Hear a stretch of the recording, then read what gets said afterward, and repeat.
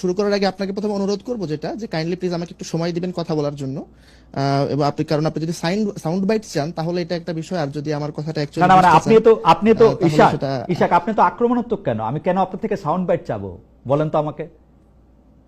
আপনি প্রথমে এসে বললেন যে এই ধরনের অনুষ্ঠানে আসতে আমি নিরুৎসাহিত করছি। কি আক্রমণাত্মক হবো আপনার জন্য আমি? আপনি আমারে বলেন তো, মানে আপনারা এইসব অ্যাপ্রোচ পাইছেন কই? আমি আপনার থেকে সাউন্ড বাইট কেন নিব? আপনি আমারে বলেন তো, আপনার থেকে সাউন্ড বাইট আমি কেন নিব? আমি কোন জায়গায় গিয়ে আপনার সাউন্ড বাইট আমি ব্যবহার করবো যে আপনার থেকে আমার সাউন্ড বাইট নিতে হবে? আপনি আমারে বলেন তো। আপনারা আমি এত ভদ্রভাবে এতভাবে একটা জিনিস জানতে চাইলাম, আপনি এই শিবের গীত কেন গাচ্ছেন? আপনি আমারে বলেন তো, মানে আপনি কি প্রমাণ করতে চাচ্ছেন? আপনি আমারে বলেন। আপনি আমার প্রশ্নের উত্তর দেন দয়া করে, যে আপনি বলেন যে নারী, শ্রমিক, জাতিগত, ধর্মীয়, ভাষাগত, লৈঙ্গিক এবং এই এই এই ধরনের, মানে আমি জানি না, আপনি প্রশ্নটা জবাব দেন। আমি আপনার কন্টেন্ট অ্যানালাইসিস বা আপনি কি কন্টেন্ট অ্যানালাইসিস করছেন আপনি আমাকে জানায়েন, আমি এটা দেখব না পরে। আচ্ছা ঠিক আছে।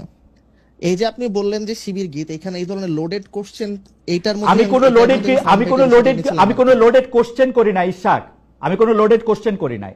আমি আপনাকে কোশ্চেন করছি, কোশ্চেনের পরিপ্রেক্ষিতে আপনি যে কথা বলছেন সেই কথার প্রেক্ষিতে আমি বলছি যে আপনি ইররিলেভেন্ট ভাবে এই কথাটা এখন আপনি বলতেইছেন, আমি আপনার থেকে সাউন্ড বাইট চাচ্ছি।